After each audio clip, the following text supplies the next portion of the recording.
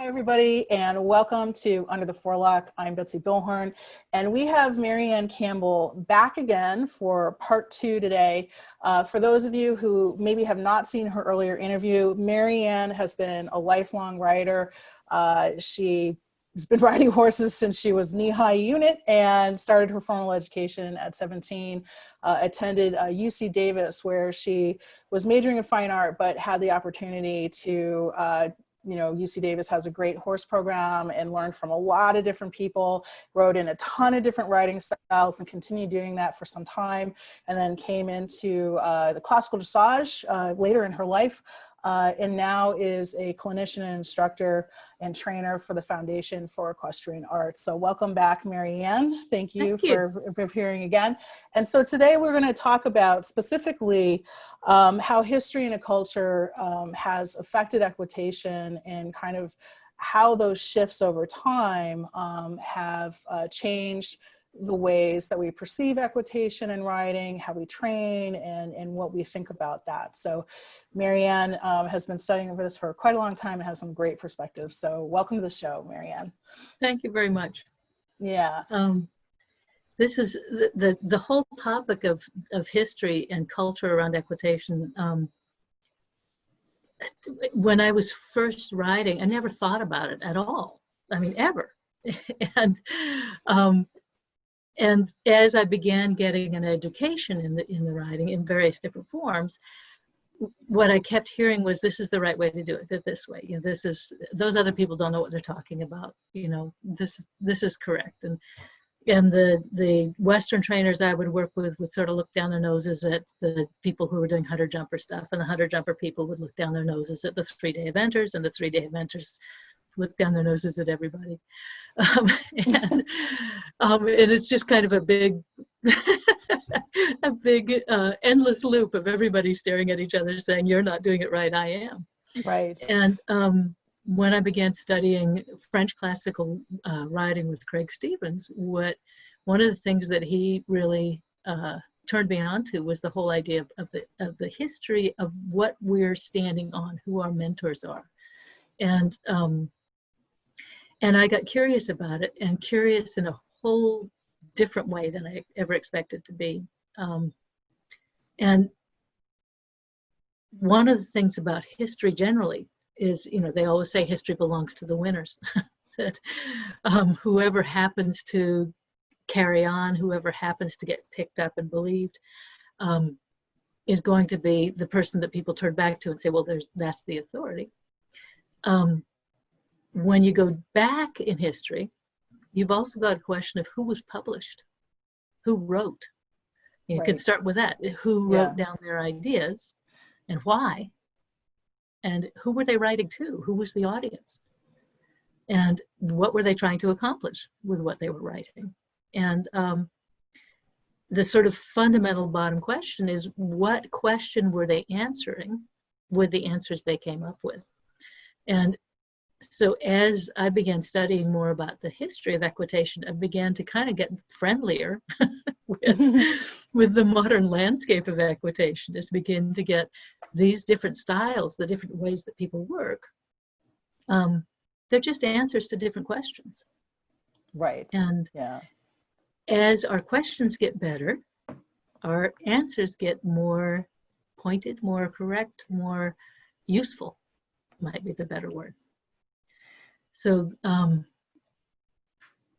when we look historically at riding, the first intimations that we have that people were working with horses come from graves in the Ukraine, what's now the Ukraine, and about 5,000 years ago, 4,000 or 5,000 years ago. And all we know about it is that both men and women rode at very high levels. We know that horses were considered important to the culture. They were often buried with the people who were being honored in these beautiful graves. One of the things that I learned just recently that I think is remarkable is that when they did sacrifice horses and bury them with these warriors, the horses that were sacrificed came from different herds.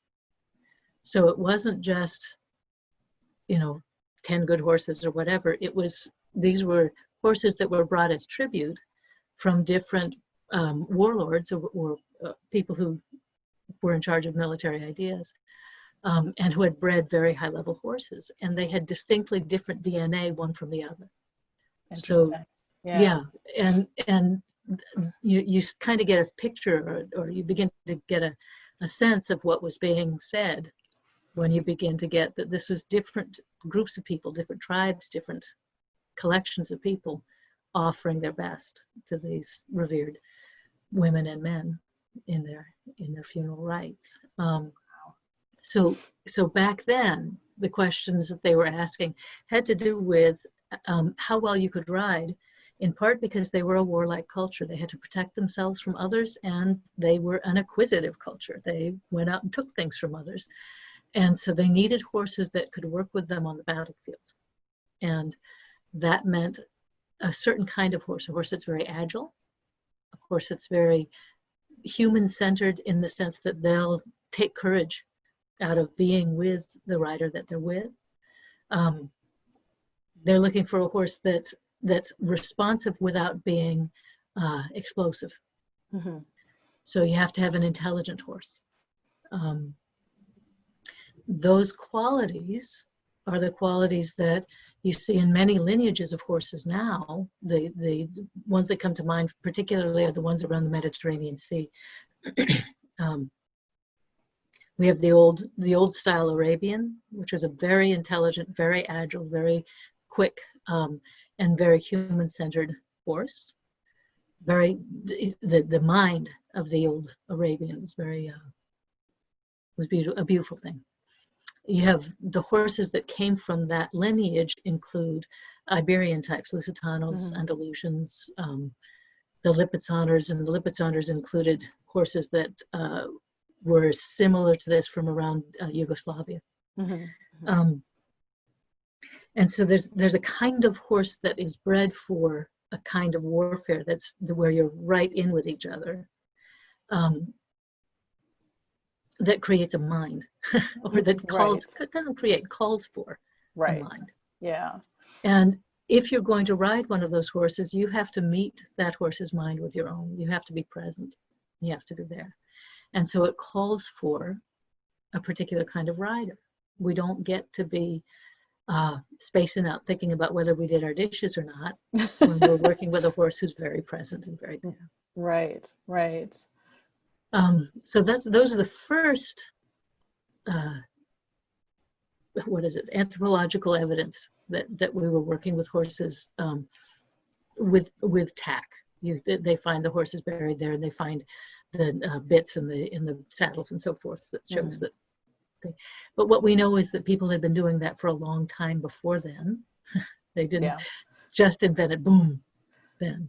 Right. So we know it was something that we were doing even back then. As you move up through time, if you take a look at what's happening culturally for people through time, one of the things about human beings is that when we're under stress, we're not as nice. This may not have showed up for you yet. Well, I don't know. I was saying, considering the last, 3 or 4 months, that may have showed up for a lot of people. True. Considering this year is like, here it is. This is who we are. And it can be, doesn't have to be a worldwide pandemic. It can be, I stubbed my toe. You stub your toe, all of a sudden you're hollering at your granddaughter, and you didn't mean to, but pain, you spit it out on other people. And so one of the things about earlier times for human beings, for the human being as an animal, is we had more space. We had more resources when there were fewer of us. And that meant that we had the opportunity as cultures, when different cultures met, we didn't have to necessarily be jumping down each other's throats and being warlike with each other. We had the possibility of learning from each other and enjoying each other. And that idyllic kind of vision comes where you see it sort of taking fruit is in what's called the Fertile Crescent, which is an area in what's now Iraq, around the southern shores of the Black Sea. And what you've got there is you've got people's, the anthropological record shows that people were meeting around the shores of the Black Sea, were getting along well, were sharing ideas, and music begins then. And basically culture as we know it begins in the Fertile Crescent, begins in this beautiful area. And part of what happened was we settled down. We became, instead of being a people that went from place to place, hunter-gatherer types, we became a civilized people. We became, which means people who lived in cities. When you live in cities, that means you have to have a hierarchy. You have to have some people who are in charge and some people who are not in charge, and some people who make the rules and some people who clean the floors. And unfortunately, one of the things that tends to come along with that is a sense of status. That because you're cleaning the floors, you're not as valuable as me because I'm making decisions about who gets to clean the floors, right? And so we begin to have ideas about who's better than whom. And as those ideas begin to sneak into our cultural ideas, they also begin to sneak into our equitation ideas. And how you see this, where you see this, is when you start studying the literature. The first writer that we have, well, the first one was Kikuli, and he was way the heck back there. We're talking maybe 3,000 years ago, and all we know is he was talking profoundly about chariot racing and princes. But we don't know a whole lot other than that these were guys who were already very, very skilled at developing very well-bred horses. But Xenophon is the first writer that most of us have heard of, most of us are familiar with, if we've had the time to find a wonderful translation of his work. And Xenophon was a general in Greece, and he had a wonderful, I keep saying wonderful because I'm just envisioning this beautiful idyllic Greek countryside villa with rolling fields of grapes, and if you've ever been to Greece, the food is amazing and the wine is amazing and the culture is just warm and opening. And so here's this guy who is running his estate, and he wrote eloquently about how to grow wine, about how to manage men, about how to farm.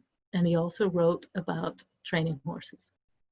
And so the first thing you know is that he's writing to other educated men. Right, people who could read, right? He's writing to people who can read. Right. Right. He comments in one of the places he's talking about putting together a really good yard for your horses. And he says the best footing for the horse, for a barefoot horse, is going to be a cobblestone that's about the size of the inside of your palm. So he says you just send your slaves out to the fields and have them pick up rocks the size of your palm. And we go, huh? Yeah, I was going to say right there was just send your slaves out to the field and go pick up some rocks for me, right? Yeah. We think periodically he should have used the term working student. Maybe, yeah.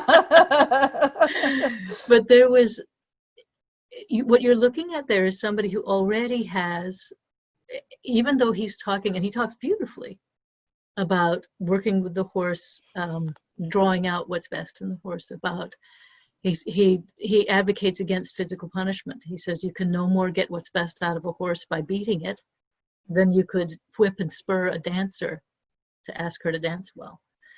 But you get in it, I mean, it's a beautiful concept, but it begins to bring out the question, who are we relating to when we relate to horses? Who are we relating to when we relate to working students? In my case, or slaves. In his case, enslaved people.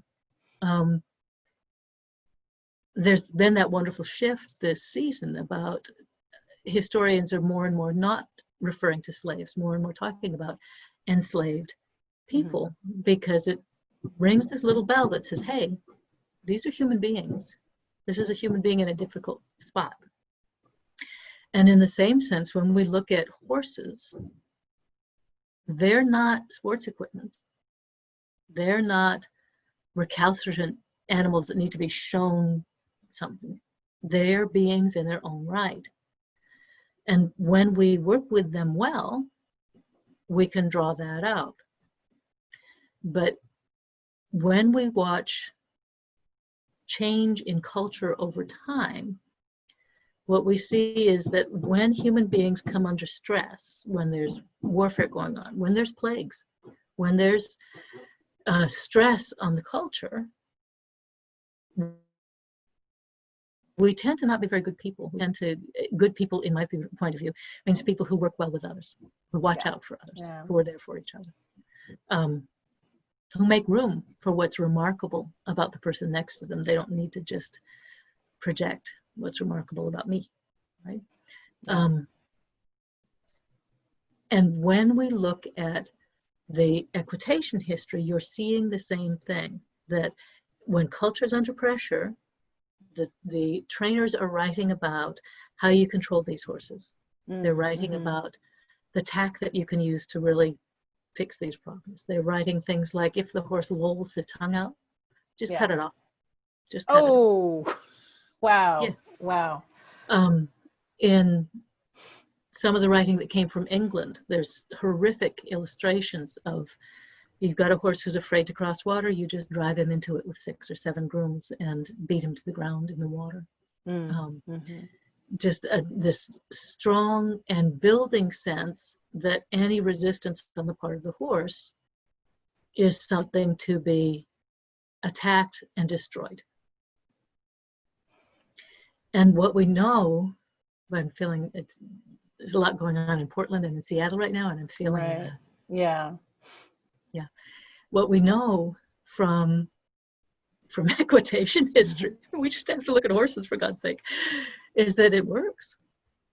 You can get the horse to do whatever you insist he'll do, including you can ride him right off a cliff and have him die. But what you lose when you work with a horse that way is everything. And it's true, though, I think, when you talk about this pressure and stress, and it'd be interesting because, you're talking about studying the culture of the time and the history of the time, is that you're taking that out on the horse, right? Because for whatever reason, you want to get a shortcut, you don't have time, you're agitated, right?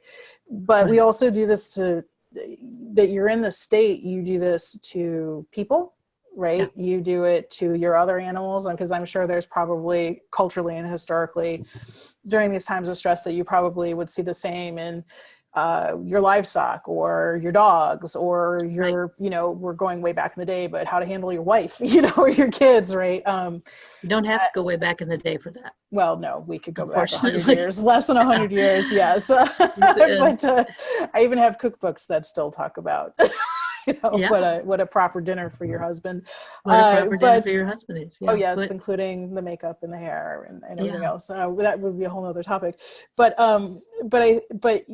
isn't there also too like a violence to yourself if you think about it, right? Absolutely.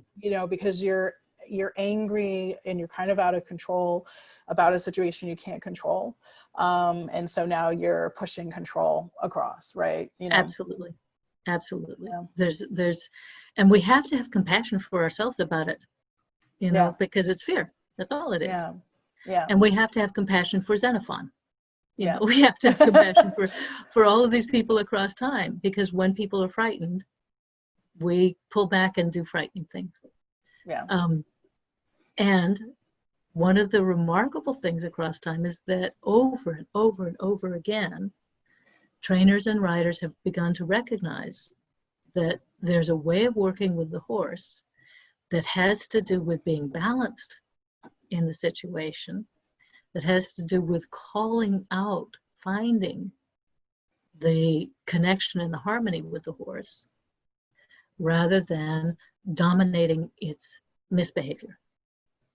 And it's such a different, it's two sides of the same coin. You're asking the horse not to kick, bite, bolt, whatever's frightening him. Right. Or make it look bad. can be just that. Yeah.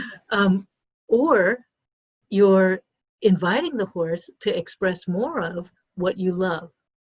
So when our minds are focused entirely on what they must not do, it's a little like a sand trap in golf.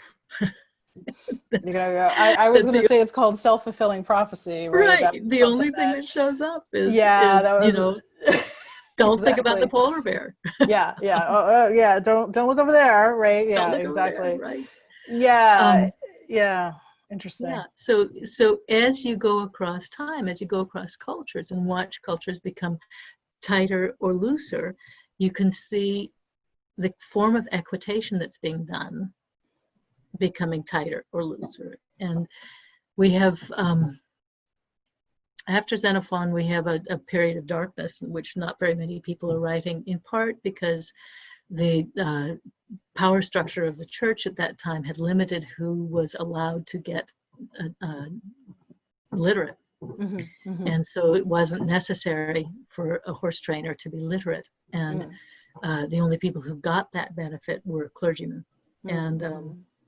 And they were only given that benefit in order to recreate, regurgitate the party line of what the powers in Rome had decided were the correct things to say. And so it was a it's what's called the Dark Ages, because people weren't sharing what was going on for them. Right. And you can look at this time through the lens of equitation. You can also look at it through the lens of medicine and what was happening medically during that time. If you go to the Middle East, a lot was happening. People were learning a lot about how the human body worked, about what kinds of remedies are going to help and not. If you look to Asia, same thing. Yeah, I was going to say, like, the contemporary period in India. I had the opportunity to be in India for a couple of weeks, and we went to this, I digress, but we went to this really interesting temple, but they went through the whole history of India, and the amount of scientific and medical that they were doing at that same contemporary time was like mind-blowing. Mind-blowing. And a lot of it is analogous to what we're doing in modern medicine today. But again, we could do a whole nother episode about that. But you're right. Yeah, that there were other areas in the world that during the Dark Ages, they were definitely not having a dark age, right? Right. And we were having the Dark Ages because we, being Europeans, because there was a power in place that, in the form of the Catholic Church, which was not about religion, which was about power. And what they were about was making darn sure that nobody was thinking for themselves. Nobody was stepping outside the bounds. Okay. Guess what's happening with horse training during this time? In European horse training, boom, you got sharp control.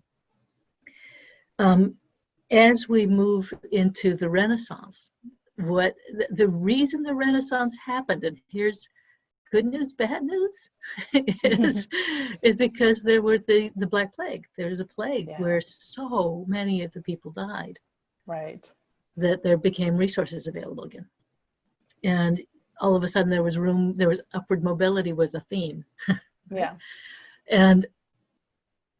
And what happened there was they began to interact with other cultures. You had, in that time, Constantinople was falling if you're a Christian, being reclaimed if you're a Muslim.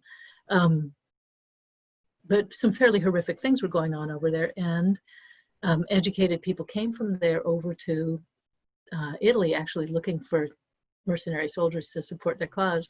And they stayed. They were invited to stay. And they brought back Plato's teaching, and that gives to the Renaissance trainers of the day the possibility of being able to think about equitation from a different standpoint, instead of this is the one right way to do it idea that they'd all inherited. There was this sense that you can actually listen to your heart, and that the skill, this is the cool part in Plato, this is the cool part when you look at any of the old philosophies, is the skill is in balancing the hard and the rational and the explainable with the felt quality. You can neither get lost in the woo-woo of the felt quality, nor get lost in the science and justification of the rational quality and wind up with something useful. And philosophers talk about this, but so do trainers. Mm-hmm. I've been reading a wonderful book. It's called The Body Keeps the Score. And the writer talks about, he's a psychiatrist, and he talks at the beginning about one of the teachers that he worked with, who in their first year of doctoral studies didn't permit them to read anything about psychiatry. He said, your teachers are your patients. And really taught them to distrust written material, not throw it out, but check it out. Don't grab it. Don't assume they know what they're talking about. Look for where they're coming from. Look for what questions they're asking before you decide, whether they've got an answer that works. And then look at how it resonates with, in their case, with patients. And I read that paragraph and I just went, yeah, because this is the thing with equitation. It's really good. It's really good to study lots of different trainers. Yes. It's really good to watch it across time and to step back and say, who is he writing for? And up until we get to the 20th century, it's going to be all him. The women didn't have a voice. We were there. Right, but they weren't writing. Yeah. But we weren't being permitted to write, or if we wrote, the writings, that the writing has disappeared. Or it's possible that it's got somebody else's name on it. That could be. But you never know that piece. Yeah, exactly. But when we look at, for instance, for me, the one of the periods in writing that I really enjoy is the 18th century, the writers who were writing in the 1700s from France. And I'm particularly loving the work of Dupaty de Clam, who was contemporaneous with de la Garnier, because he was, this was the age of enlightenment. Yeah. And what they got curious about there was, again, returning to those older ideas, that things that Marcus Aurelius talked about, for gosh sakes, way back when, not to mention people from India. But he got curious about during the Age of Enlightenment, they were curious about what a simple common person could bring to the world. And they began to cherish and value human beings, full stop. Right? Now, they had their cultural stuff around it. Right, so, right. Depending on where you were, the Enlightenment reached out to, in the States, reached out to only landed white men. Right, exactly. But in France, they included people of color. They included women. Came and went, but there was a voice for a more varied, more diverse group of people here. To the extent that apparently when Jefferson traveled to Paris with his enslaved people, the slaves had the opportunity to just get up and walk out. If you were in Paris, if you were enslaved, you were not enslaved. Oh, so they could just leave and say. They could just leave. Right. There would be no, they were free. So there was no, right, exactly. Gotcha. Yeah. And Jefferson paid them full salary. And the group of people who were with him elected to come back to the States with Jefferson, and he continued to pay them full salary. Interesting. Very interesting. Yeah. I just, again, was just hearing about this in a blog post. Who was it I was listening to? I wish I could remember. But the person speaking was a woman of color who is a historian. And she was saying, we need to look at the story of Sally Jennings and see her as a human being. Mm-hmm. She made choices. She was there. Right. And yes, it was an impossible time. And yes, there's no excuse for enslaving people. And you know what? She was there. She was present. She made decisions. And net in her lifetime, they were probably good decisions. And right, yeah, you know, if you crack it open and look and say, what are the questions that this person is answering? Instead of just wanting, we so want to just have one right answer. You know, things get more unstable. They get a little more uncomfortable, but they get a lot more real. They get a lot more full of truth, honesty. Well, and you have to be very present, right? You know, so if you're cracking that means, you know, to your point of, yeah, you know, I've studied all these books, or I've gone to all these different trainers, or I've learned all these different disciplines. The horse that you have before you is the only thing that you have before you in that present moment, in that moment, right? Because that might be different tomorrow, it might have been different yesterday, right? So that you almost have to toss everything out of the window, so to speak. I mean, it's there, right? You know, it's kind of tools in your toolbox, but you know, you don't know which tool you're going to use, right? So and the only authority is your horse.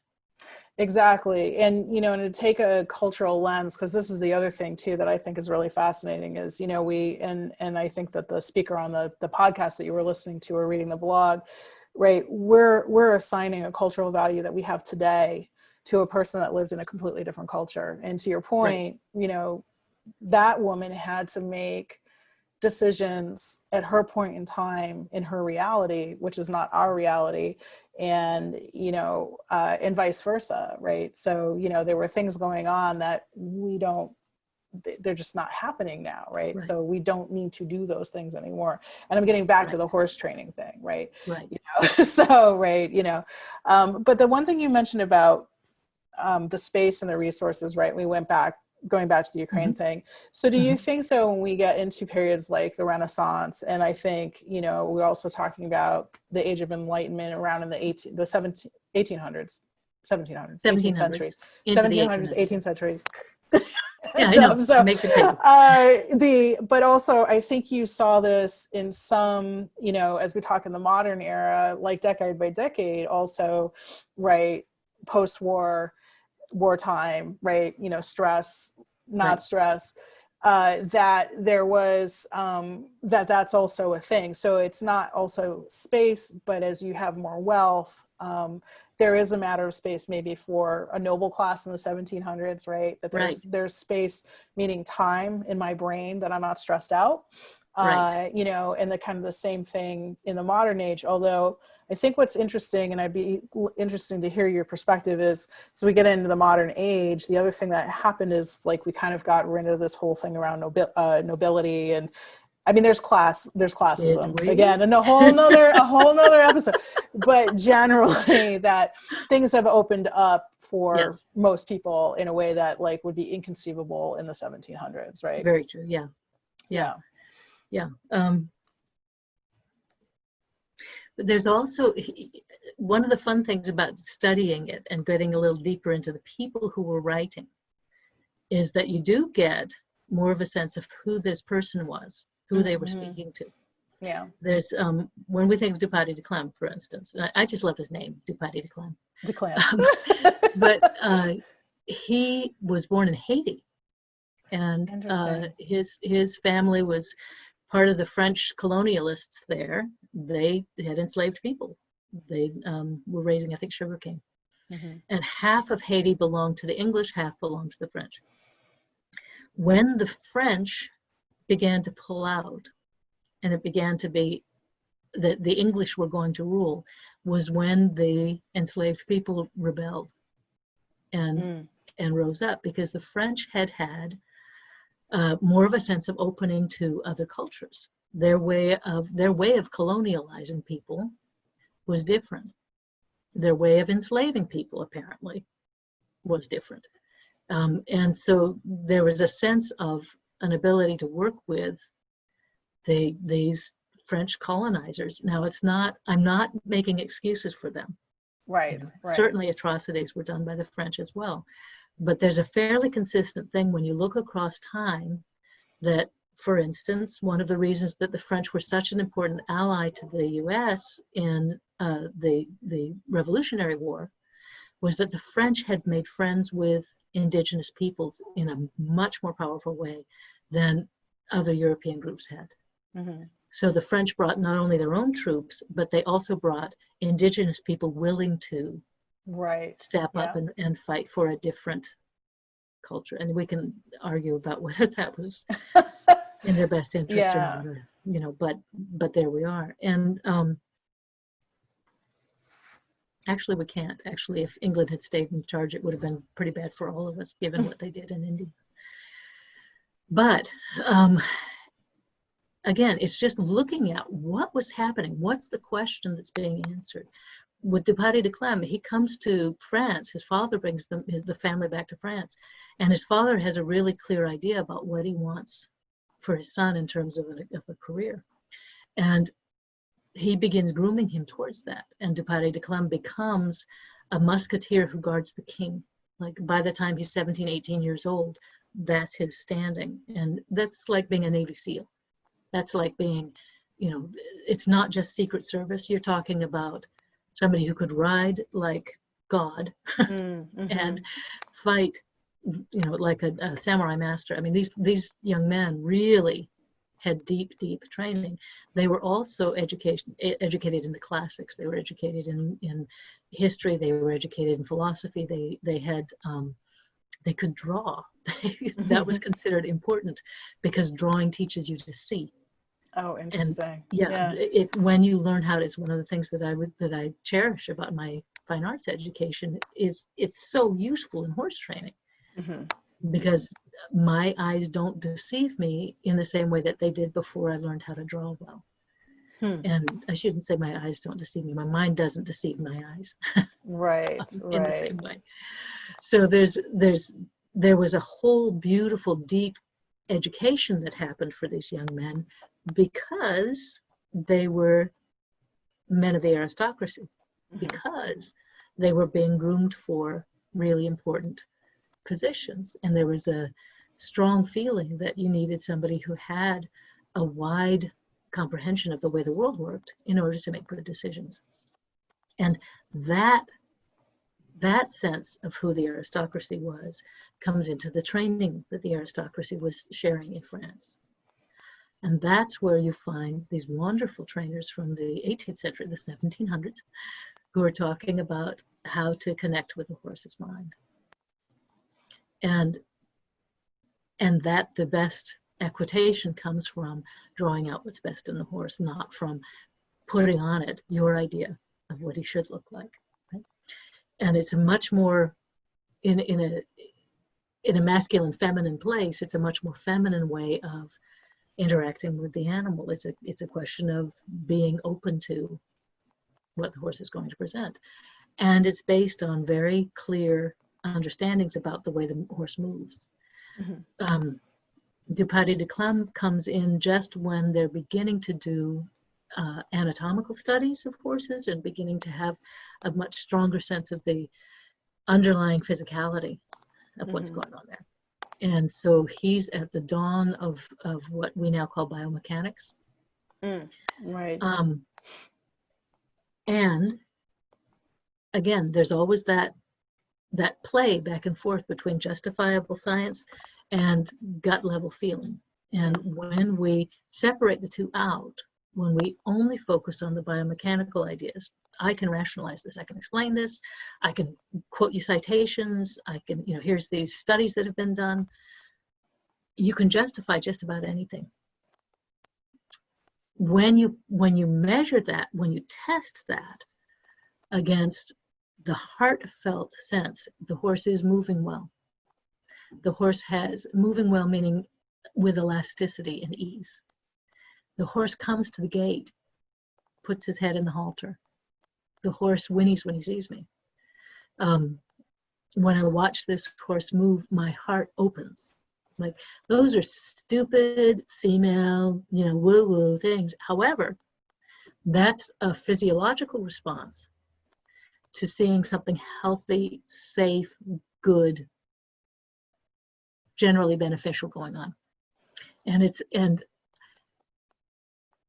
it's just as valid, in fact, in some ways more valid than the justifiable scientific response to things, because the scientific response can justify really egregious things, as long as the scientist isn't paying attention to the fact that it makes his eyes twitch to say the thing that he's doing. Well, but it comes down to this focus. So, I mean, I kind of having a little epiphany, because I think one of the things, you know, when you do science, and again, science is not a bad thing, right?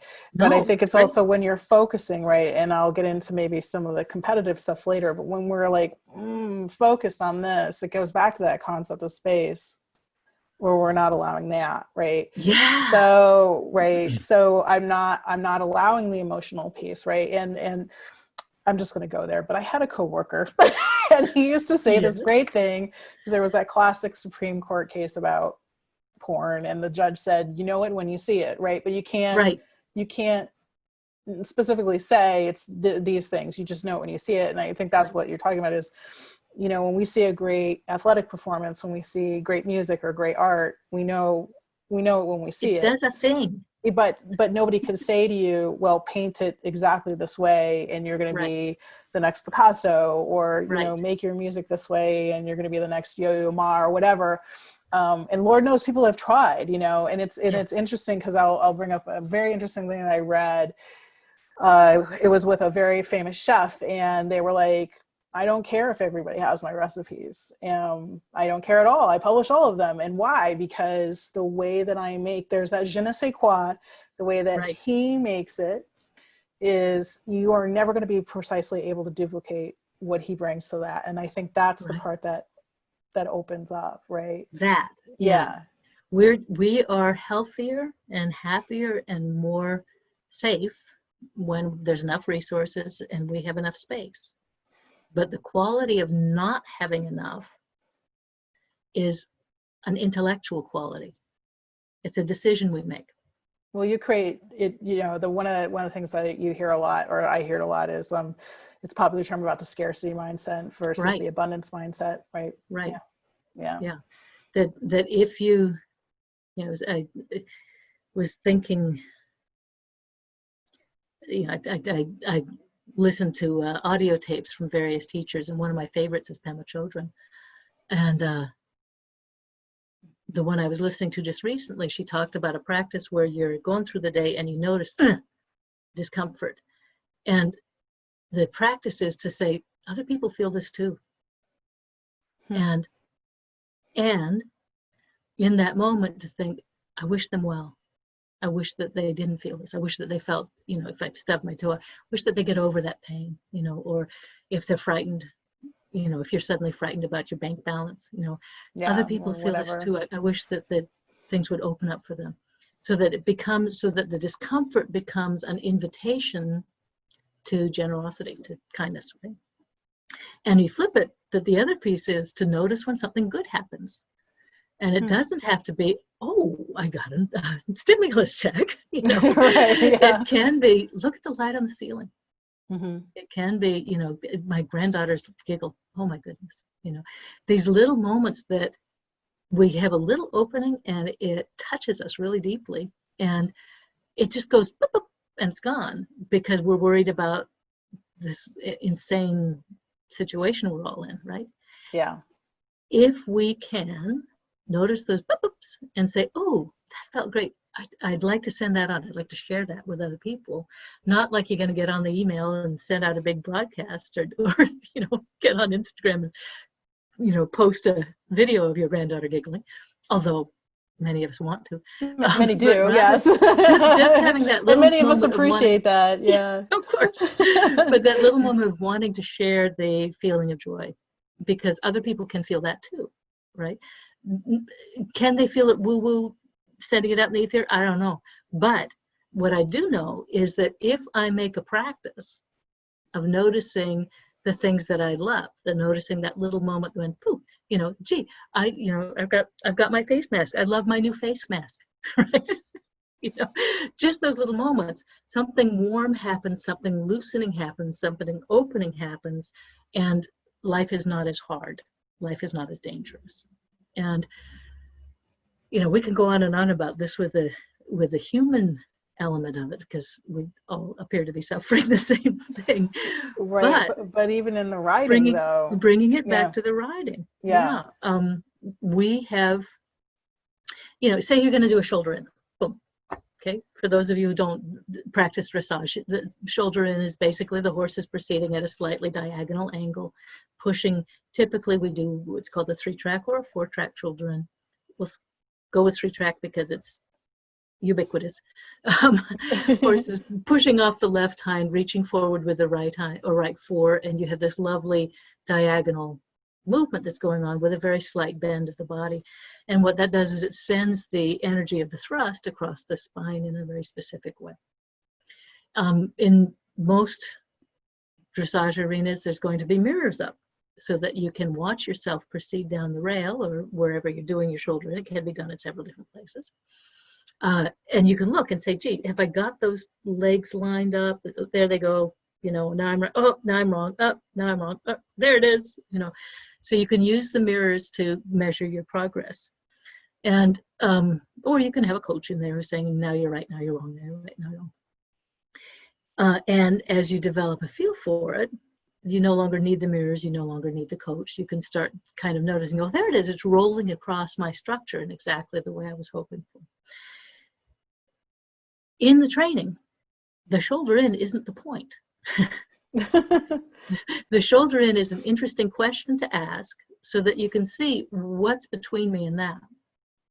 So when you begin the movement, you're looking for, is it simple for my horse to make this flexion?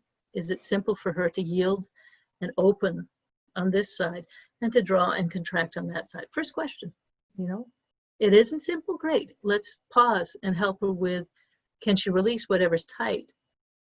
Can she let go of whatever's holding her, right? When that begins to be pliable, it's like making bread. You know, the dough has to rise first. When the dough is risen, when she's pliable enough to make those changes, then you can begin to ask the next question. You know, can you set yourself up to move off of that one leg across this? No, she says, you know, that's difficult. I'm gonna, great, that's information. The resistances are where the juice is. The resistances are where we look to find, what can I do to help? And when you've got a horse, you know, here again, coming back to the question of what's the basic question. When you have a horse that you're training for warfare, when you have a horse that you're working with to do something that's going to save your life, for heaven's sakes, right? Working cattle, you know, the fighting bulls in Spain, same kind of idea. Yeah. When your life is on the line, depending on how this horse moves, you are not going to screw that up by getting all concerned about whether the horse looks right doing his shoulder in. No. You're going to be really concerned about whether the horse's hind legs both work equally well. Yeah. Whether the horse is able, if he's suddenly called upon to push off of the left hind, can he do it? Yeah. If he needs suddenly to push off of his right hind, can he do it? That's the question in the shoulder in. It's not, am I going to get a high grade in my dressage course, right? However, if you're not in the military, if you're not fighting bulls, if your thing is, gee, Saturday I've got a dressage test, guess what? You're asking a different question. Right. Right. And so there's not, we need to really get clear on what question it is we want to be asking. What question it is that gives us the best benefit out of the work with the horse. And my questions probably are going to be different from some other people. Some people are going to be right in line with me and say, you know, for me, it's the joy of working with a horse, and the joy of coming together like an a cappella singing group and finding the harmony together and doing amazing work with a horse that, you know, was rescued off a meat truck. Finding those moments when he just is able to let go of it and sing his full song, right? That's the question I'm interested in. And and it gives me such joy. We didn't have that question in the 18th century. We had a different set of questions that were going on there, partly because horses were always used for transportation. Right. When you look at the writing that was happening then, these were men who were writing for other aristocrats about how to train horses for the king, and about how to present well in public, about how to put a horse together in a way that was going to make it so you could appear in court and not only not embarrass yourself, but maybe raise your standing some. Because of your horse is kind of like a status, status symbol. Yeah. The way you had trained your horse. Interesting. Right? So there's a lot wrapped into it. And so when we look at the answers they came up with, you want to be paying attention to what were the questions they were asking, what was the underlying motivation here. As we come up into the 19th century, the 1800s, right? Now we're past the French Revolution. We no longer have an aristocratic class fighting an aristocratic class. We no longer have small groups of people fighting with swords. We have large groups of people crashing into each other with guns. So the questions the military was asking about equitation changed. We also have, in the 19th century, the advent of a middle class. So I think we talked about this a little last time, but that what it does is it gives us the possibility of spare time. And it makes it so that we can work with horses as a hobby. And the good news, bad news of that is that that takes away the grounded element of the horse moving across earth itself, and puts it into what does he do for my status? What does he do for my, well, for the kind people of around also him? To like the pleasure and enjoyment, because there was also art is the artisticness of it, right? So going back to kind of that shoulder in, is the shoulder in the most amazing, beautiful, whatever, versus I need this horse to be able to thrust off this leg to get the hell out of here, right? Or I'm going to get gored or whatever. Right. So, and then, it being a hobby, but then at that point, there really wasn't competition in the way that we think about. Not yet. Yeah. So it was more of a hobby for an artistic pursuit or a status pursuit. Yeah. This was the beginning of what they called equestrian theater. Okay. It was also called the circus. Yeah. It's, different from Barnum and Bailey. This wasn't a bunch of people under a hot tent, moving from one place to another. Yeah. This was more, these were people who were showing up in halls that looked like opera centers. I mean, it was quite a big and these were performances, right? I mean, the nobility went to watch. These were artistic performances. They not the circus that we think of. Right. Yeah. In contemporary times, or what used to be contemporary times, in the 20th century, we have the trainer Nuno Oliveira, and much of his early his early work was a lot based around bullfighting, because that was the culture of his Portugal, people in Portugal. But where he kind of got his chops a lot was actually in presentations in horse theater, in what we would call circus. So even up into the 20th century in Portugal, that was a thing. And you see it today in the presentations of the Spanish Riding School, or the Royal Andalusian School, or the Cadnoir, that we still have groups of people who come out and do presentations on their horses. What's changed is that in the 19th century, as they shifted from a horse-based culture, we began to have a need in the military for young men to ride more. They just weren't getting enough riding time in. And so they created the games and the competitions in order to inspire people to get up on their horses at the end of the day and go and practice some more. And that's when you begin to have competition as a way for people to make a living. That's when you begin to get competitive sports that where people are, it's the spin-off from that is that coaches who can train you how to ride better can make money off of it, and people who can train horses to move better can make money off of breeding and selling those. And so things begin to change at the end of the 1900s or 1800s and into the 1900s. And as we get to the 20th century, equitation really becomes quite a bit, in the broad stroke, in the equitation that you and I know, becomes quite separated from the earthier questions of, can I get away from that bull, right? Right. I had the fun of flying back from, I'd done a clinic in Colorado and flew back on the plane back when people did that. And was sitting next to a cowboy who was on his way to Portland for a family funeral. And we got talking. He said, so what were you doing in Denver? And so I told him I was teaching horseback riding. He got this look on his face. He said, I guess you did. he says, people pay you to fly to Denver to teach it? And he'd learned riding at his mother's side or his father's side, and nobody ever taught him nothing. Yeah. And he just emulated what was around him, and he typically, I said, well, tell me about your work week. Well, he's typically out there running fences for 4 days a week, riding 12 to 18 hours, depending on what's going on. Yeah. So what taught him to ride was riding.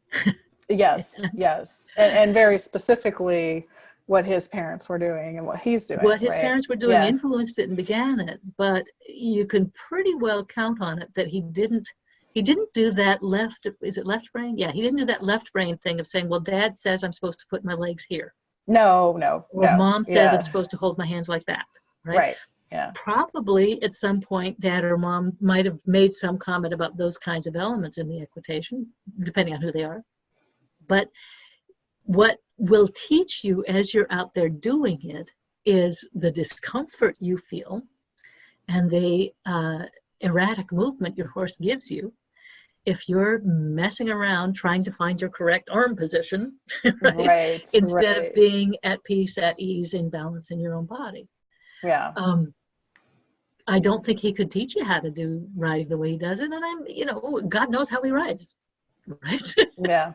But what I do know is that if you balance the two sides of your brain, if you use both the discerning part of your brain, the thinking part, the part that can go back and study through time and find out who Don Duarte was and why he's interesting, or, take a look and see what the difference is between English riding and why English riding was considered to be the worst in Europe and French riding, and why 200, 300 years ago it was considered the best, and German riding, and when it began to be something people spoke about, and why. And you start asking the questions that are underneath it. And then we can apply it to ourselves. We don't have to buy wholesale what's being sold by any given trainer. On the other hand, we have to find a plumb line. We have to find what in Sweden they call the red thread that you follow, to get to. Oh, that's a great analogy. Isn't that a nice analogy? Yeah. Yeah.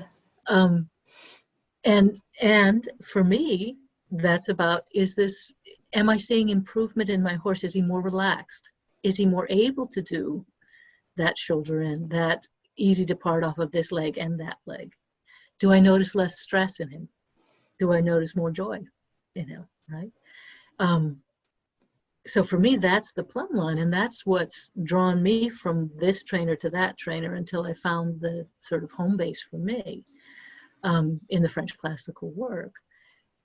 And there's a lot of different, within my tiny little sphere of French classical trainers, there's differences in opinion about what you do. And, I was going to say, because I know that that's somewhat my sphere as well. And you'll find, when we talk about classical writing, right, and then now you're starting to bring in the the Portuguese trainers and the Spanish, and there's even within that, and then time periods, right? So if you read different masters from different decades or even different centuries, that's quote in that classical lineage, it can be confusing, right? Because they come from very different places. But I think it goes back to that kind of cultural thing. And I think one of the things that I kind of wanted to talk about was tack a little bit, because I think, we've talked, in the very beginning about, English and eventing and Western and all the other different saddle seat. There's, a million different kind of things, disciplines, and then splinters within those disciplines. But I think the interesting thing too with the tack is like studying the history of the tack as well, because you can see the drift or the, kind of the inspiration of some of that. I think things are a lot more interconnected, even though people feel that there's a very distinct difference between, say, like a Western saddle and English, or, one of the interesting things that I noticed was that when you look at the vaquero, Western style of riding, and some of the gear that they use, and when I was in Portugal, and you see some of how they train and the people are riding there, with the working equitation, you can, if you're paying attention like really closely and you geek out like I do, you can see the drift of, okay, well, people came to the United States and they used the materials that they had and applied the principles that they emigrated from, and then it became this other style, right? But you can see the kind of the thin red line, through where that came through. And I think you and I were having that conversation even with a certain specific bridle that they use in some of the Middle Eastern countries with Arabian horses with a one rein, right? And just the thing on the muzzle, right? So it feels like it's funny because there were exchanges of ideas, or there was bringing of ideas, but then, I'd be curious on your point of view as we get into modern culture. And, and I think even when we're talking about World War I, between World War I and World War II, because I read some, books by Podolsky that were more the historical books, not the training books. And he was talking about meeting with all these different cavalry officers from everywhere in Europe. And they would compete for the fun of it, keep their horses fit, but they were trading ideas and, oh, this guy is this, or breeding that, or doing this, right? And then, like, it seems like now we've kind of gotten into, and a good riding horse did a bunch of different things, right? It wasn't that, but now we've gotten into more of this tribalism, right? So and it's interesting. It's interesting because as you're talking about that, I'm thinking of Podolsky and about that time. Same thing sparked the Renaissance, that there were people who were interacting with people. But when we live in an age where we have the internet and everybody can talk. And how tribal are we getting? Oh my goodness, right? So instead of sharing and growing from, we're like trying to find like-minded people so we can group with them. And it's just a human thing to do. We're a herd-bound kind of animal. Well, don't you think that there was a little bit of that dynamic? I mean, I think the internet exacerbates it, right? Because it's just like, right. But at the same time that there seems to be exchanging a lot of information. So I think that people are exposed to different things. Now, whether or not they like it, from a writing, because, if, 20 years ago, even, I would have to look very hard for like reining video or working equitation. Whoever heard of work, you know what I mean? But like, I'm thinking back towards like, we'll talk about Bochet and Dor, right? If I'm pronouncing his name correctly, and they were this way, and there was definitely a camp for one and there was a camp for the other. And they wrote really vicious things about each other, right? So do you think even in those times, maybe in a different way, they were printing pamphlets or whatever, or they were talking in the different salons? Oh, definitely. There's definitely camps that were going on. The distinction in Bochet's time and Dor's time was that you might choose one camp or the other, but your horses let you know and whether you lived or died on the battlefield. Exactly. There was so there it was kind of black and white tests. Right. And on the that's on the one hand. On the other hand, because your life was on the line, you did tend to get more tribal. You want to have the right answer. And you want to be able to defend it. Because if I've got the right answer, maybe I'll be safe. You know, it's a form of fundamentalism that we do, where we just want to have the right answer so badly. And for me, again, that thin red line, that golden bead that I follow is, how is my horse responding? Right? And so, you know, mixed in here with this, as we study different forms of equitation, is, I mean, when I first was working with horses, I didn't know that you could take riding lessons. And so I just flung myself on horses and had plenty of neighbors who were happy to do that. And then when I got to Davis and found out I could study, it was so great. I studied everything all at once. Because I was going to learn to ride, and there was riding in writ large, right? And I found that things conflicted. And there I didn't have enough education to know that the question was just different. You know, that all of them, this would have been late 70s, everybody was talking about how a horse should be in a frame, right? Should be collected. But what did that mean to them? You know, for everybody it meant, I want to see that arched neck. So for some trainers that meant strap on some straps so that the horse holds himself in this position. For some trainers it meant hold your hands in such a way that the horse holds himself. And some trainers said put in this bit because it'll make him hold himself. And then every once in a while you'd run into a trainer who said, you know, work him in a way that the horse answers his own question that way. It was rare, but it was out there. And that's, you know, kind of the theme of this conversation is, what are the questions? Ask better questions. And for me, when I look at the French classical work, that's the whole point, is learning to ask your horse the questions that he or she can answer, that has the light turn on for him. So the horse goes, oh, you know what? If I carry myself like this, it's so much easier to do this movement or that movement, or to carry the weight of the rider. But it has to be based on his experience, which means you have to allow the horse to feel. If you shut down the horse's ability to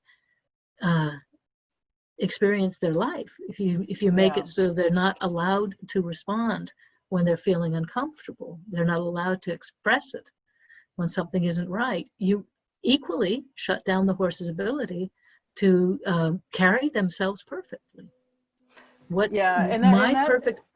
ahead. Go ahead. I'm sorry. Well, my perfect posture is not something that you can tell me how to take. You can't build a frame that puts me into perfect posture, because you can't feel what's going on inside my body. And so it has to be based on a sense of real balance, and giving the horse permission to feel is the basic beginning of that. And that's, you know, your left brain says, well, you can do that, but then they're going to take off with it. And right brain, like the mistake with the left brain is, I can't let go. The mistake with the right brain is, let's just let everybody do whatever they want. Right? Oh, you don't want to do that? That's okay. Yeah. Okay. He's snorting and farting, but I'm fine. Yes. You know, somewhere in the middle is a place where the horse is able to say, this is getting difficult, and your right brain, your sense of the gestalt of it goes, I'm feeling this change in him. And your left brain says, here's 6 things that we can do to keep everybody safe and help the horse to move through this emotional state, right? So it's not that you cut off either side. It's not that you only honor either side. It's that you get better and better and better able to stay right, boom, in the middle, listening to both, being informed by the incredibly quick sense of ineffable, unexpressible, wordless experience that is the right side of the brain. And that's too simple an explanation. But so you let that information come in, and then the left side, with its education, with its formal linear sense of things, with its engineering, you know, is able to suggest maybe we could put this into play. And then the right side says, that's working, or no, that's making it worse. Yeah, okay, so then we'll try this one come instead. back. Yeah. Right. Yeah. And so you're really masterfully beginning to work with the incredible system that this thing is. We're an amazing animal. And well, and the integrating the two, and I think you're bringing up a really, really important point, because I had a conversation with a young lady, I think this was about 2 or 3 weeks ago, and she shows saddle seat. And she is taking some dressage lessons with her horse, and kind of just checking that out, but I think is going to continue with saddle seat. But the thing that she said to me was very interesting, is she said, the thing that I'm really liking about this month that I'm spending with this trainer that's helping me so much is now I understand. I've just been told, use this bit, use this bridle, use this saddle, you do it this way. And she had no idea why. Like, she had no understanding why, which goes back to that focus thing that we're talking about, which is that, and when you said that picture of what is a frame, right? Well, I'm looking at a picture in a book and my horse has to be that way, right? Or you were talking about looking in the mirror and my feet have to be mechanically actually in this very thing. And she's learning, she's like, and now and she actually said, now I'm really curious why some of these bits are used. Why are they used for saddle seat? And why can I not use a snaffle bit? Right. And so we had this really interesting discussion, and I don't think there's any, but this goes back into, I think, this history of like educating yourself, right? And saying, okay, there, going back and answering the questions, right? So you mentioned something, about side reins, right? Well, there was some question that somebody was trying to answer with side reins at that time. What was the question and why? Is that still a valid question now? Right. Is it, or is there a different why? I don't know, Right. And I think too, going back to all the disciplines, there's a why, right?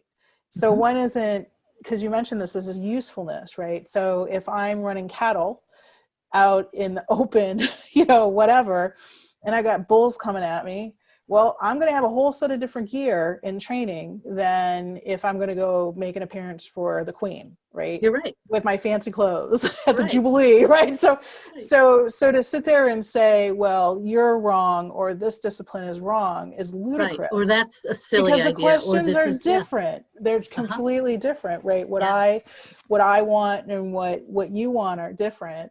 It's almost like a purpose, right? I have a friend who's quite deeply involved in Western training and Western gear, and makes his own tack and so forth. And I got curious, because he's one of those guys who hit like nobody gets to touch his hat. Oh yeah. And so one treads carefully around it. But I said, hey, I'm curious about the different hats, because you see. People who are aficionados of the vaquero style stuff tend to ride in a flat brimmed hat that I kind of associate with Amish guys, right? Yeah, it's a different kind of looking hat, Yeah, and then there's the Stetson type, the cowboy type, and then there's a sombrero. And I said, talk to me about hats. Why these different brims?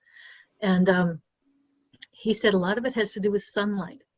Interesting. He said, if you're in Mexico, you want that huge sombrero because the sun is so taxing. It's so harsh. And so when you're working with different types of hats, you're looking at what's the prevailing weather that's going to call out this hat or that hat or the other hat.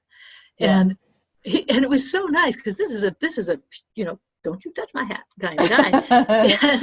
and he knows hats, and he respects the different choices that people are making around their headgear, and it's not tribal.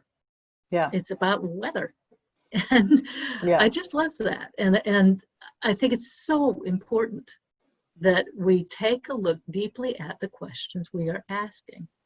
What for me, in the 70s, when I was first taking riding lessons, a big piece of what I was interested in was having people I enjoyed riding with. And and I was lucky enough to be at a barn where they were just wonderful people. It didn't matter what the discipline was. So I didn't have a sense, I didn't immediately get thrown into a tribal sense of this being the right place to ride or that being the right place to ride. Mm-hmm. And over the years, what I've seen is I'll go to a Western barn and find people who are totally laid back and warm and welcoming and wonderful. And I'll go to the next Western barn and, oh my God, you know, if you're not in this kind of jeans, not that kind of jeans, this kind of jeans, and if you're not, you know, using this kind of saddle, not that kind of, you know, that it's dangerous to be a human being. Well, and you know, and you can talk that hunter jumper barns, saddle seat barns. Thing. I mean, I have heard the same from people who are in all kinds of different disciplines that, and that exists, right? So it doesn't, it's not about whether it's correct or not, needs to come from your heart, saying what's important to me. And if you find yourself riding in a barn where you feel like there's just something bugging you about the way you're riding, check out some other disciplines. Watch. Yeah. Look for the one that calls you, and then ask yourself why.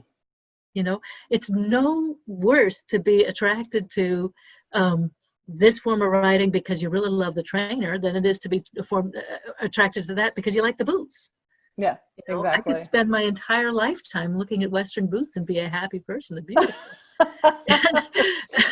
and that's okay. You know, it's not like we need to start enjoying what we enjoy about it and find that clear line that draws us towards a better equitation. And you know, I want everybody to share my thin line that it's going to be about a healthier horse and a healthier rider. I think that's a good, solid, healthy place to be. And you know what? It's not going to be everybody's line. Some people are going to be totally into, you know, being the next crowned king of the FEI or whatever. And if that's what draws you, you know, just be honest about it. Well, and I think too, it goes back to the why. And again, I'm not, you know, there's abuses and everything, right? But you know, if your why is that I want to be going to the Olympic trials in 5 years, right? Your why and how you're going to get there is going to be very different than, say, somebody like me that's like, you know, where, you know, hey, I just want to be able to go to a different place and ride my horse and like have her spook and kill me, right? Like, you know, and that's, but they're different whys, and there's different. I'm working with a woman in England who has a degenerative disease, and she's quite a skilled rider, and she's training her own horse, and her goal is to be able to get to the Paralympics before she's unable to ride. Yeah. And so there is a sense of urgency about it, and she has as a strong, solid core, she will not hurt her horse to get there. Yeah.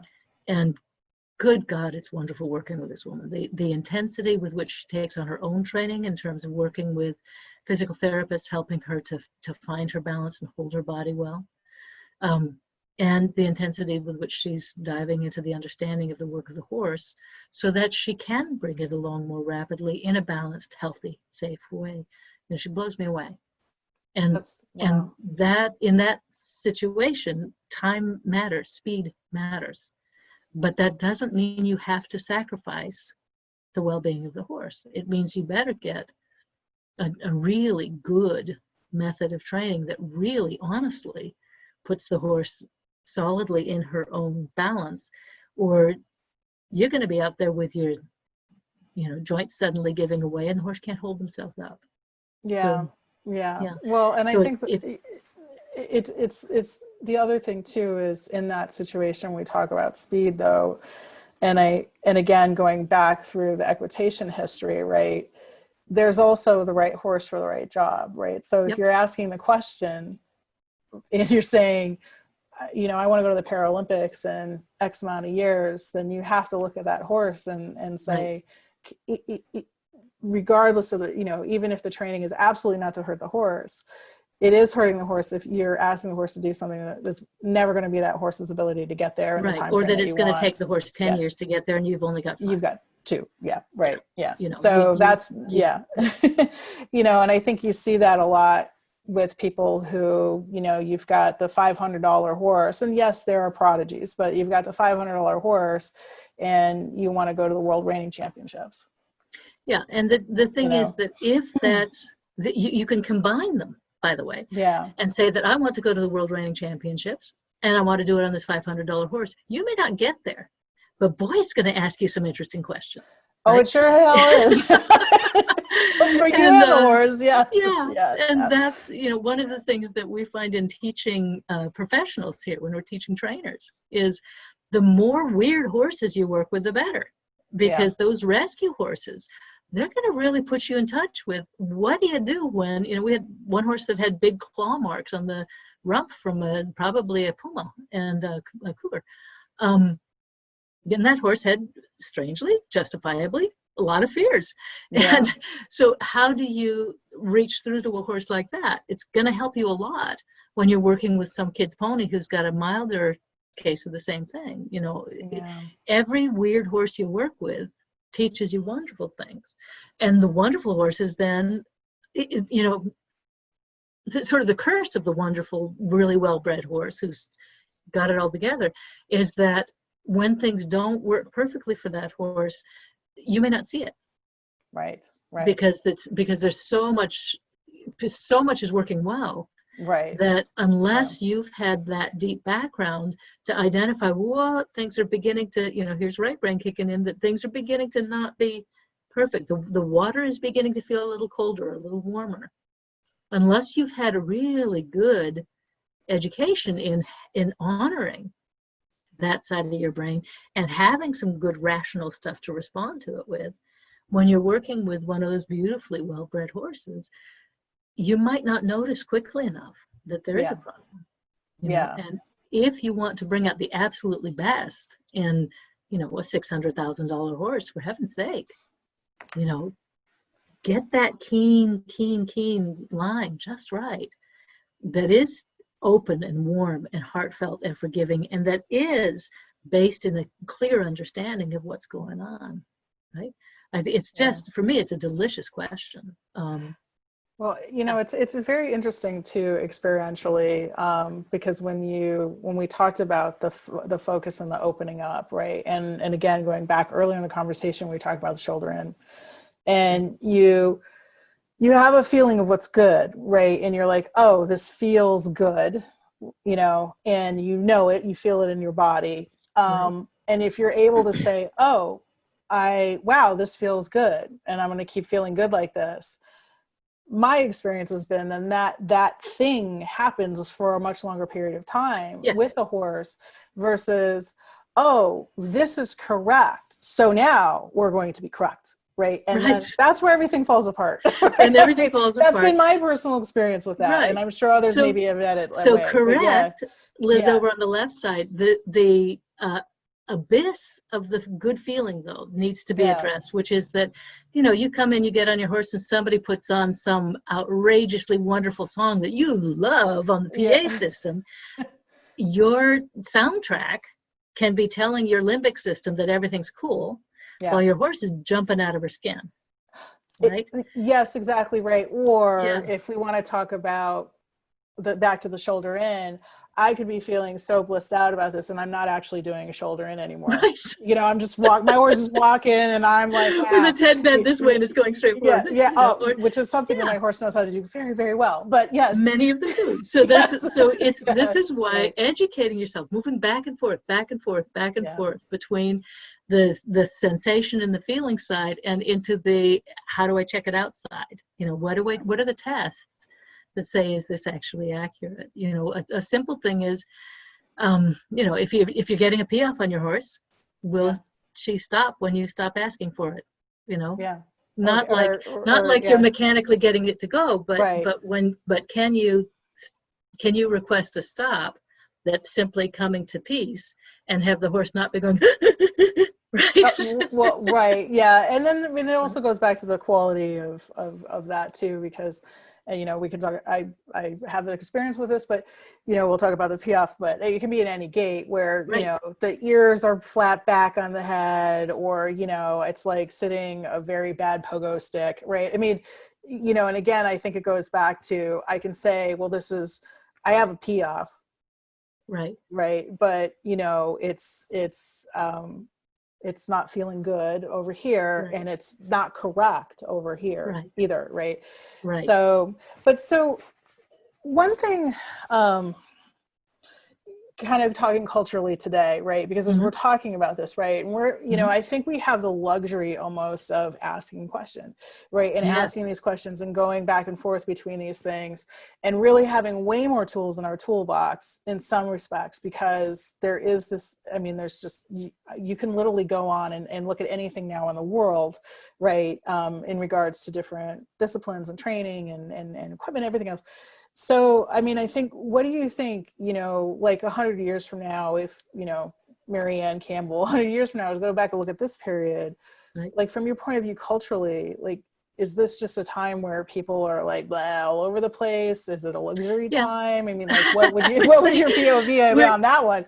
You know, what we are is unmoored. What we are is that we don't have, and again, it reminds me of the internet, that because we have access to all of these different disciplines, trainers, because we have access to writing across time, yeah, we can make the mistake of picking and choosing, well, you know, I do this piece from natural horsemanship, and I do that piece from classical equitation, and I do this piece from saddle seat, and, you know, and the problem there is that until you have, it's such a paradox, the whole damn thing. But until you have a really clear sense of how this training goes from the beginning to the middle to the end to a finished horse, how you can get there, you don't actually have the questions to answer. Right. So what appeals to me has always been a happy horse with a big smile on its face. And the answer to that could mean, good, put a really tight neck, because that'll make him smile like a crazy person. That's one answer, yeah. The answer could mean, never, ever, ever ride them in a bit, because bits make them unhappy. So, oh, let's do that. Then, you know, there's like, if I don't know, yeah, if I don't have some clarity around what it is that makes, what I mean by a healthy, happy horse, if I base it on my novice understanding of it, which is, you know, basically, if I'm leaving them alone, they must be happy. Yeah. Right? Yeah. Yeah. It's a very difficult field, and it's a really good idea to get very good at it in one chosen spot. Let your heart be your guide in terms of choosing what the spot is. If say you decide that your favorite thing is I don't know, trail riding, and you want to become really, really good at that, and you're working with a trainer and you feel like they're pushing you too hard or making you tense or making you unhappy, and that it's not contributing to the growth of your riding, go find a different trainer. But go ahead and dig into it, figure it out what the questions are in your field. Yeah. Until you get to a place where you find yourself able to watch somebody in a different field and begin to get what questions they're answering, you know, because it's not the trainers from antiquity did not say, oh, I'm in this tribe, so I'm going to wear this kind of hat, or I'm going to wear, you know, this kind of tack. What they were answering specific questions about moving across types of terrain in types of weather to accomplish specific goals, you know, whether they were exhibition goals or whether they were a question of a career or a, you know, job that had to be done. Yeah. And now we've taken those various ways of doing things and turned them into an exhibition market, or turned them into, you know, for some people it's just fun to get together on weekends and go meet up with other people who dress up like knights in shining armor, and, you know, it's like, I mean, people just are having fun with it. Yeah. You know. Yeah. What troubles me is when people are drugging their horses in order to have fun with them. Yeah. And you know, and that's where I look at that and say, okay, something is seriously missing in the training if in order for you to go joust or show up at your you know, reining event or whatever, you feel like you have to hit your horse up with some kind of medication. That means there's a problem in the training, and that means you're seeing your horse as being a prop for a sports event, or a prop for your, you know, fantasy, nice and shiny, whatever your fantasy is, and you're forgetting that horse exists, and you're missing out on just this amazingly cool thing, which is real horse training. So and it's great wisdom, I think, you know, and I think it's so important too. I think the big takeaway I'm getting also is, you know, pick your discipline, know the history of it, right? Geek out on it, understand what you're doing, geek out on it, and understand what you're doing. So that you kind of know where that, okay, I'm feeling pretty good from the left brain and the right brain, right? So I'm having some space, I'm not feeling pressured, right? I'm not so focused on this. But get educated about that, right? Because, you know, and it's not that this discipliner is bad or that they're different.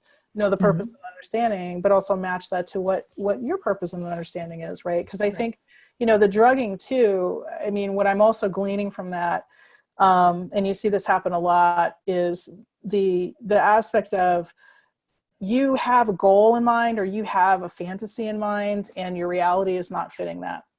And you're not being honest with yourself that I don't have the right horse, I don't have the right training, I don't have the right time, I don't have the right physical, I mean, it can be in a combination of a lot of those things, but you're trying to jam a situation, you know, and again, we could talk for 3 hours. People do this to other people, they do it to themselves. You know, all the time.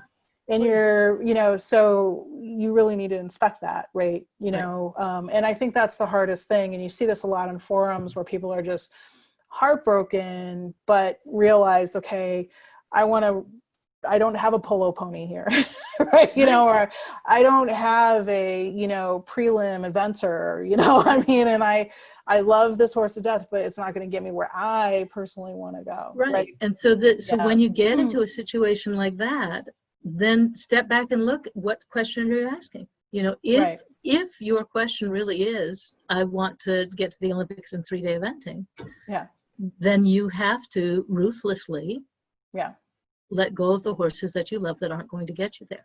Exactly. You know, unless you're wealthy enough to keep them on as pets. Right. But if you've only got that one horse and you've got that one goal, then you're going to have to cut away then your heartfelt connection with the horse is something that you have to set aside until you find that one horse that's going to get you there. And then, God willing, he doesn't step wrong off a trailer and, you know, boom, damage his suspensory and become not that horse. Exactly. So you have to be, doesn't mean you have to hate horses or shut your heart down. Right. But it does mean that if that is your end goal, you have to be clear that the cost of that is that you have to suspend your attachment to the horses or let them go as you go along. Exactly. Again, doesn't mean you can't love them. It just means that you have to be able to let them go. Yeah. But most of us don't have that as our need. Most of us, it's, you know, the question is, how high can I get in 3-day eventing on this horse? You know, or how high can I get in this or that with this horse? Then it becomes fun. Then you're curious. Can I take this little putsy dude? You know, one of my favorite horses that we're working with here is a little mare named Trinket, who came in just a ball of fire, and she's got kind of twisty legs, and we weren't sure she was ever going to canter comfortably because she cantered like a pogo stick, and she got these twisty legs, for heaven's sakes. You know, things didn't work. And over time, with good work, she's learned how to balance herself within herself, and she now does beautiful canter work and all sorts of fun stuff and pirouettes and, you know, flying changes, and she's just a riot, and she's having fun at it. She's this charismatic little tweak, and I don't know if that's a word, but anyway, she's just boom, a lot of fun. And for me, that is where the fun is how can I bring out the best in this horse? How can I be of benefit to this horse? How can I be of service to this horse? And I just enjoy it. I just love it. And I love watching riders in the same way. That, you know, some riders come in and they're, you know, 16 years old and they weigh 120 pounds soaking wet, and they're elegant and long and flexible and have great carriage, and their legs are longer than their torsos, and everything's, you know, hunky-dory. And then there's others then there's everybody else who comes perfect in. bodies. Everybody else, some of us built like fire plugs, you know. But within the body that we bring, there's the best that we can offer. And it doesn't have to be about looking elegant on a horse in terms of that lovely thing that the 16-year-old can do that we're all just kind of going, oh, right? It has to do with being profoundly balanced in the body, what brung ya. Yeah. And when you're profoundly balanced, you know what? It's beautiful. It really is beautiful. And it really doesn't matter if you weigh 250 pounds or if you weigh 110. Yeah. When you're balanced, it's exquisite. It's just a beautiful thing. And in the same way, if you're unfortunately have tight hips or tight legs or whatever, and the horse is kind of extruding itself through you, if you can find one eyelash of release, one slightly less tight moment, the horse will notice it and say, there, look at that. Yeah. You don't have to be perfect. You just have to work honestly with what you got.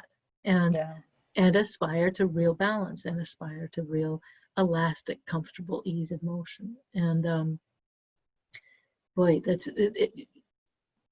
For me, for the rider, the question keeps coming back to balance, keeps coming back to seriously real seat work, and repeating it and coming back to it over and over again. You don't come to an intensive with me and get your seat and then go home and you're done. Boom, boom. You know, you come to an intensive, you find out what it feels like to move well, and you give yourself a set of practices that help you return to that again and again. You start remembering, wait, I felt this butterfly in my tummy quality when I wasn't quite balanced in my seat. And here are the things that I did that helped me locate it. And then you find it again, and there you are, okay. Seat is a great example of this, the whole question of finding that right question. There isn't a defined correct seat. There really isn't.